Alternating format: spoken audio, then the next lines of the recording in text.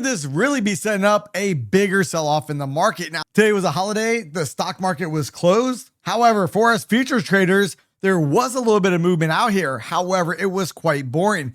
Look at the range out here we had for the NASDAQ, only 89 points. Then we come over, look at the S&P 500. We only had a 16.25 point range. And notice we are right on the edge of being able to take out the untested point of control right above us at 61.48. Now, as we looked at the economic calendar out here this morning, we knew we had a bank holiday. However, there was a little bit of glimmer of hope. We had Harker and Bowman speaking, and Harker basically came out and said he supports steady interest rate policy stance for now, basically saying, hey, we don't need to cut. We don't need to raise. Let's not go ahead and shake things up. And when Harker actually came out with this, when Harker came out and started speaking, notice the S&P, we dropped and we essentially made the whole entire range for the day. And then it was a slow, steady climb all the way back up. And notice a lot of traders may be saying, uh-oh, we have a double top pattern forming. However, not so quick. The more times we continue to hit on a specific level, the more likely that level is about to give way. Well, let's not forget, it wasn't only Harker speaking out here today, but we also had Bowman. Bowman says progress on inflation is needed before further rate cuts. And a lot of traders, they've been pricing, hey, we're going to get a rate cut. The market's going to the moon. However, look at the dollar index.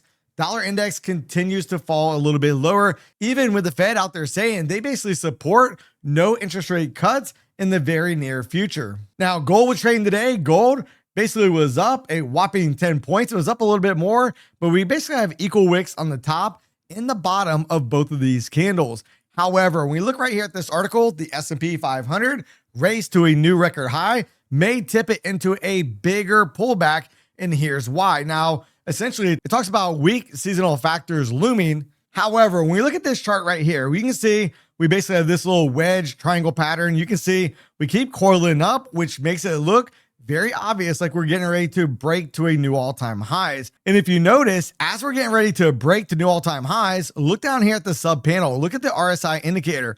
RSI indicator is giving us a big clue. There is a lack of momentum, and we can see that by the divergence. Notice where the RSI reading is right now versus where it was over right around previous all-time highs in the market. And then we come over and look at this chart right here, the SPX upper chart. Notice again, getting ready to break new all-time highs, but then look at stocks above their 50-day moving average, and notice we continue to dwindle lower. Each peak out here for the stocks above the 50 period moving average keeps getting lower and lower. That's another indication that breadth just simply is not that strong in the market. Then another glaring warning sign would be another failed broadening. And this time they're talking about the Russell 2000, the small caps. You can see we've had this push down, and now we have this lower level consolidation, which could be getting ready for another leg lower in this market. Now, if we come over real quick and we look at the Russell 2000 IWM, here's that same chart, and we keep, toying back and forth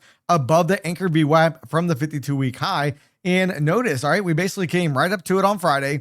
We got smacked right back down. MACD indicator is basically flatline near the zero line, which means we don't have a big heads up in terms of which way this next momentum push is going to be.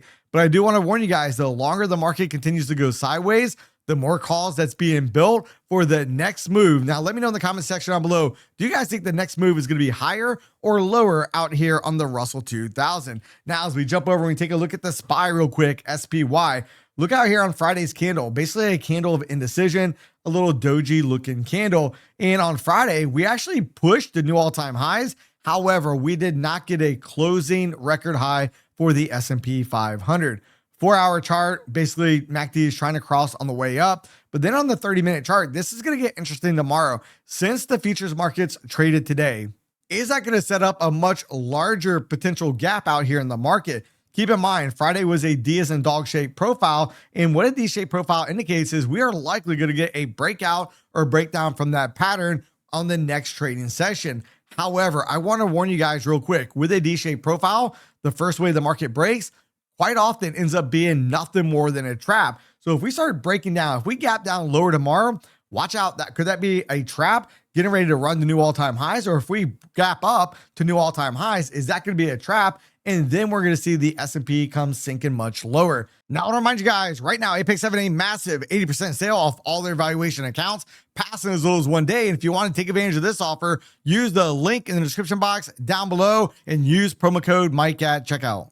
Now, as we come over it real quick and we look at the futures markets, notice we've had that push up and now we basically consolidated up here at these upper levels. Now, something we were talking about today on the live stream, 6,112.50 is last week's value area high. Why is that important? Well, it's very simple. Last week, we closed above value, which indicates that either this week or next week, we're going to come back and revisit that price point.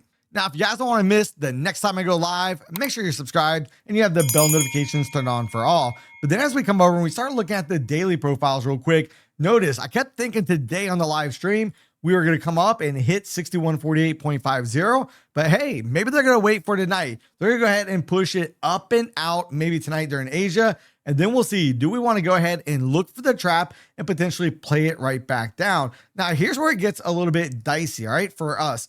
Now, since the futures markets did trade today, we did get another profile. However, the futures markets closed at 1 p.m. Eastern time. So how do we handle this? Because we look at Friday. Friday was a full trading session. There's a couple ways we can do this. One, we can combine both of these days together and look at one larger volume profile level.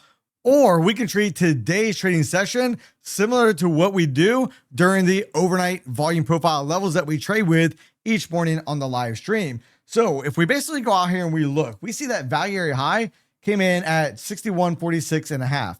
The point of control just below that at 6145.00, with value area low being down here about 6139.00. So here's how I want to play this. This will be very easy. If we start breaking above, we take out this untested point of control, 6148.5.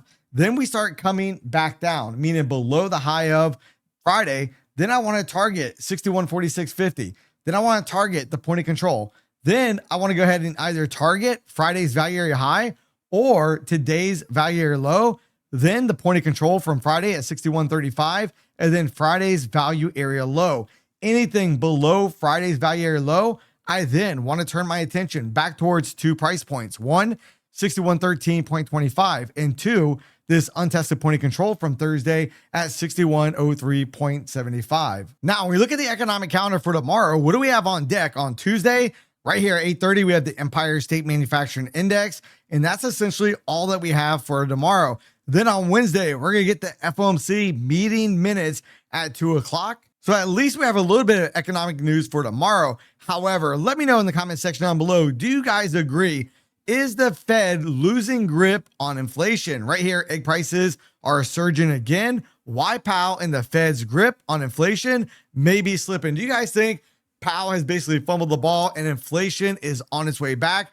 Let me know your thoughts in the comment section down below. But what this article basically goes on to say is spiking egg prices, Trump's tariffs are complicating the Fed's ability to bring inflation back down. Then as we dive over and we start looking at the QQQs real quick, notice the Qs on Friday closing near the high of the session. Now you look out here on the daily chart and notice as we look, the Qs did spike up, making a new all-time high. However, it did not close at new all-time highs. And we do have this ABC target up here at about 543.93. Now, if you're wondering what is an ABC target, you basically measure starting at the lower part of this leg here, measure all the way up, pull it back down, and then you look for an equal move on the way up. So let me go ahead and see if I can make this a little simpler for you. If we were to draw a line just like this, basically measuring that leg up, and then I copy that leg and we just paste it at the end of that retracement level, notice that's how essentially that ABC pattern is formed. So yes, we have a price target above. Are we going to run up there tomorrow and potentially take that out? Over here on the 30-minute chart on Friday, kind of a D as in dog shape profile. And again, with a D shape profile, the first way we break quite often ends up being nothing more than a trap. So we need to be very cautious. Also, look at the MACD indicator on the 30-minute chart. It is elevated at upper levels and we slightly have a cross to the downside. Then as we come over and start looking at the futures markets for the NASDAQ and we look at the 4-hour chart, keep in mind, we have an untested point of control right up here. If we zoom that back, going all the way back to December at 22,301.50. We are not that far away. However, this has been quite a straight leg up and we still have the weekly untested value area high at 22,008.5. Now, why I say this, why I say value area high is so important, because we closed outside of it. And since we're dealing with a weekly profile, that means within the next 1 to 2 weeks, highly probable we're going to come back and retest that level. Then as we come over and start looking at the daily profiles, notice today, the NASDAQ, unlike the S&P, did go ahead and migrate a bit higher. We have an untested point of control up here at 22,301.5, but we also have 2 consecutive untested point of controls below us as well. And the fact that once again, we have 2 days back to back where we did not hit the P point. So tonight it's going to be critical. Where does the P point actually come in at? And do we come back and hit it? Ideally, my ideal situation for tonight, I want to see, can we go ahead and push up, taking out that untested point of control, then potentially start to come back down and work on some of these lower prices down below us. Now, if you look at the profiles that were formed from today, value area high is going to come in about 22,255.25. The point of control is going to be about 22,245.75, with value area low being 22,210.75. So if we do come all the way up here, breaking above the high from today and even taking out the point of control, as soon as we start getting back below the high of today, I want to target value area high, point of control, value area low. Then I want to turn my attentions down towards value area high from Friday, which still has not come back and got tested, about 22,170.75. Then the point of control at 22,130. Again, that's my ideal situation, and there's no guarantee the market's going to do exactly what we want the market to do. Now, today on the live stream, we talked about take profit and their withdrawal policies. And if you want to learn more about when you're able to take withdrawals from Take Profit Trader, then make sure you watch this video right here.